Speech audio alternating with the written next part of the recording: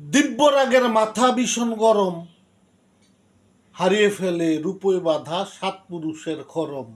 দিব্যরাগের মাথা ভীষণ গরম। এই খরমের প্রধান পুরুষ যিনি, সাত পুরুষের মহানায়ক তিনি। রাজ্য জুড়ে শাসন ছিল, প্রতিবাদের ভাষণ ছিল, সেই ভাষণে সৎশাসনে শান্তি ছিল পরম। দিব্যরাগের মাথা ভীষণ গরম, হারিয়ে ফেলে রূপে বাঁধা সাত পুরুষের খরম। দিব্যরাগের মাথা ভীষণ গরম, দিব্যরাগের মাথা ভীষণ গরম। দিব্যরাগের দাদার বাবার কাছে জিনপরীরা থাকতো বসবাসে। খরম পায়ে হাঁটতো একা, সবার সাথে করতো দেখা। অপরাধী পড়লে চোখে কথায় দিত শরম। দিব্যরাগের মাথা ভীষণ গরম, হারিয়ে ফেলে রূপে বাঁধা সাত পুরুষের খরম। দিব্যরাগের মাথা ভীষণ গরম, দিব্যরাগের মাথা ভীষণ গরম।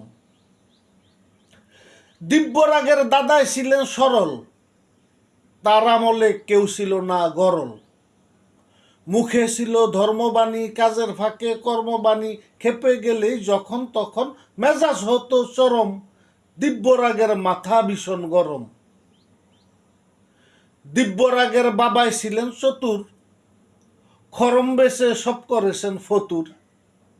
নাচমহলে আসন পেতে, বাজে নেশায় ছিলেন মেতে, তবু তেনার মনটা ছিল নরম। দিব্যরাগের মাথা ভীষণ গরম, হারিয়ে ফেলে রূপে বাঁধা সাত পুরুষের খরম।